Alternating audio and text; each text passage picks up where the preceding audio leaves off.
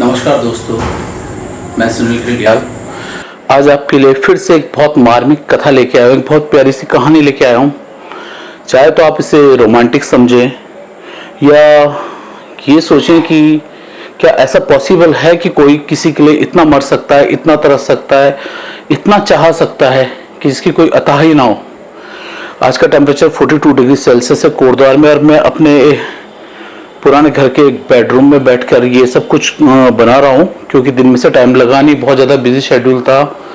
और आप देख रहे हैं पंखा चला नहीं सकता, क्योंकि अगर मैं पंखा चलाऊंगा तो उसकी साउंड्स में आपको ये जो साउंड क्वालिटी उतनी अच्छी क्लियर सुनाई देगी। तो खैर इधर उधर की बातें छोड़कर मैं सीधा मुद्दे की बात पे आता हूँ। ये कहानी है एक युगल जोड़े की, एक पति पत्नी की, जिनके बीच बहुत ही ज़्यादा प्रेम था। दोनों एक दूसरे को दिलो जान से चाहते थे। पत्नी दिन भर अपने घर में रहते हुए सज सवर के इसलिए रहती थी क्योंकि उसको पता था कि शाम को जब मेरे पति थके हारे ऑफिस से आएंगे तो मेरा दमकता हुआ, मेरा चमकता हुआ चेहरा देखकर उनकी पूरे दिन भर की थकान गायब हो जाएगी। जहां पति अपनी पत्नी की सुंदरता की तारीफ, उसके गुणों की तारीफ करते हुए नहीं थकता था, वहीं पत्नी भी अपने पति की आंखों से बहुत प्रेम करती थी। उसका मानना था कि मेरा पति मुझे इतना प्रेम करता है, इतना अटेंशन देता है, हमेशा मुझे निहारता रहता है, तो अपने पति की आंखों से उसे बहुत ज्यादा प्रेम था। धीरे धीरे वक्त बदलता रहा और उम्र के पड़ाव बीतते गए। कुछ सालों बाद पत्नी को पता चलता है कि उसको एक चर्म रोग हो चुका है। चर्म रोग आप समझ सकते हैं, स्किन डिजीजेस बोलते हैं, जैसे कुष्ठ टाइप का एक कुष्ठ रोग जिसको कहते हैं। तो वो चर्म रोग वो अपने पति से छुपाने लग गई। उसके दिल में एक संशय आ गया, एक संदेह आ गया कि कहीं अगर मेरे पति को पता चला कि मेरे को कुष्ठ रोग हो चुका है तो वो शायद मुझे उतना प्रेम नहीं करेंगे जितना वो आज तक करते आए हैं। ये पत्नी का सोचना था, एक तरफा सोचना था। खैर पति भी बहुत दिनों से नोटिस कर रहा था कि अब मेरी पत्नी मतलब भले ही सजती संवरती है पर वो चमक नहीं है, वो एक हैप्पीनेस फेस पे नहीं है, वो ग्लो फेस पे नहीं है जो नेचुरल आता था, जो विदाउट मेकअप आता था। पति ने बहुत नोटिस करने की कोशिश करी पर शायद वो पता नहीं लगा पाया। कुछ टाइम बाद पति का एक्सीडेंट होता है, वो अपनी दोनों आंखें खो देते हैं। विधाता का लिखा हुआ समझिए या जो भी समझिए।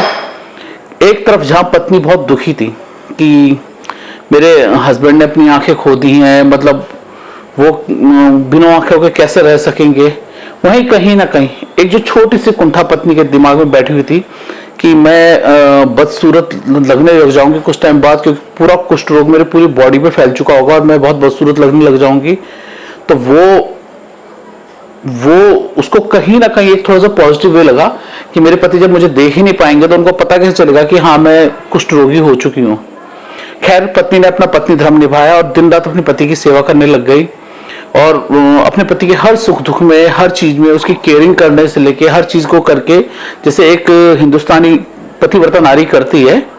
सभी नारियों के लिए नहीं कहूंगा, पर जो पतिव्रता नारी, जिसको एक शुद्ध शब्द बोला जाता है पतिव्रता नारी, या एक हिंदुत्व जो संस्कार हमारे सिखाते हैं या हमारे कोई भी ग्रंथ और मजहब जो हमारे इंडिया में होते हैं सब सिखाते हैं कि अपने पति के लिए बिल्कुल डेडिकेटेड रहो, अपनी फैमिली के लिए बिल्कुल डेडिकेटेड रहो। तो पत्नी धीरे धीरे अपने पति की सब सेवा करते रहते हैं। धीरे धीरे समय बीतता है। कुछ समय बाद पत्नी इतनी रोग ग्रसित हो जाती है कि वो एक दिन ये दुनिया को अलविदा करके जा चुकी होती है। पति अपनी पत्नी को मुखाग्नि देने के बाद लौटता है, अपने सारे रिश्तेदारों को इकट्ठा करके बोलता है कि भाई मैं अब शहर में रहूंगा नहीं, मेरे बिना पत्नी के मेरा यहाँ दिल लगेगा नहीं और मैं शहर छोड़ना चाहता हूँ हमेशा के लिए, और मैं अपनी ये सारी प्रॉपर्टी बेच बाच के किसी दूसरे शहर में बसना चाहता हूँ। तो जो उस व्यक्ति के करीबी थे, रिश्तेदार थे, दोस्त थे, यहाँ तक कि उसके ससुराल वाले थे, उन सबने उसको समझाया कि भाई कल तक तो तुम्हारी पत्नी जिंदा थी, तुम्हारे सारे कार्य करती थी, चाहे जैसे भी थी वो आपके सारे कार्य करती थी, आपको नहलाना धुलाना, आपको तैयार करना, आपके लिए भोजन बनाना। अब जब वो दुनिया में नहीं है और आप आंखें नहीं देख सकते हो, मतलब आप अंधे हो चुके हो, तो आपकी सेवा कौन करेगा। तो पति ने तब जाके राज खोला कि मुझे पता चल चुका था कि मेरी पत्नी को चर्म रोग हो गया है और दिन रात वो इसी दुख में ना जले कि मैं उसको कुरूप समझूं या मेरा उस पर मतलब मैं उसको कम अटेंशन दे रहा हूं, तो इस चक्कर में मैंने एक झूठा ढोंग किया कि मेरा एक्सीडेंट हुआ है और मैं अपनी आंखें खो चुका हूं, जबकि मेरी आंखें बिल्कुल ठीक है। परंतु अब जब वो बेचारी इस दुनिया में नहीं है तो मैं झूठ को ज्यादा लंबा नहीं खींचूंगा। The moral of the story ये है कि पत्नी अपने पति को इतना चाहती थी कि उसको हमेशा डर रहता था कि मेरा पति मुझे ना खो दे या मैं अपने पति को ना खो दूं, हम दोनों बिछड़ ना जाएं। वो उसका चाहत थी, वो भी एक चाहत थी।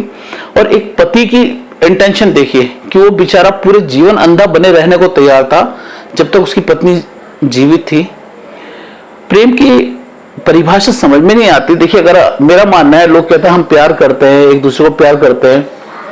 मेरे हिसाब से प्यार वो है, अगर आप किसी को प्यार करते हो तो आपको अपने पति, पत्नी, गर्लफ्रेंड, बॉयफ्रेंड ऐसे नहीं कह रहे यार शाहरुख खान की तरह हो, फलाने स्टार की तरह हो, फलाने की तरह हो, दिखने में बहुत खूबसूरत हो। ठीक है, अगर आप किसी को प्यार करते हो तो आप ना उसको उसके ऐबों के साथ पहले प्यार करो, उसकी कमियों के साथ पहले प्यार करो। अच्छा, क्यों होता है कि हमें किसी अंधे, किसी काणे, किसी दिव्यांग, किसी लूले लंगड़े से प्यार नहीं होता है? हमें प्यार के लिए एक बिल्कुल परफेक्ट बॉडी, एक परफेक्ट फीचर, एक परफेक्ट पर्सन ही क्यों चाहिए होता है? मेरा मानना है कि प्यार की डेफिनेशन में वेरिएशन नहीं होनी चाहिए ज्यादा।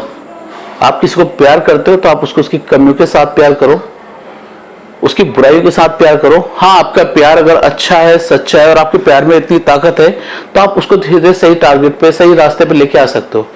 परंतु एक प्रॉपर इंसिडेंट की आज रंग रूप है, जैसे मैं आपको आज दिख रहा हूं, शायद आज से 10-12 साल पहले ऐसा नहीं दिखता रहा होगा।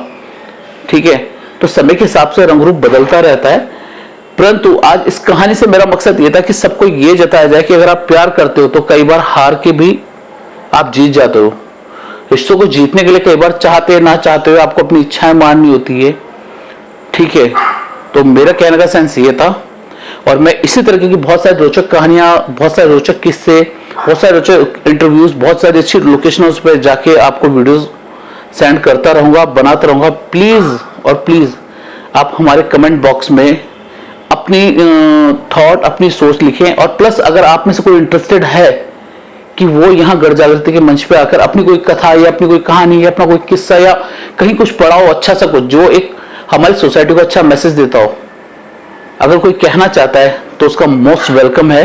प्लीज आपसे हाथ जोड़कर रिक्वेस्ट है कि हमारे चैनल को लाइक, शेयर एंड सब्सक्राइब जरूर करें। देखिए, आप लोगों के लिए इतनी गर्मी में, इतने पसीने में वीडियो बना रहा हूँ ताकि आपके मनोरंजन में कोई कमी ना आए।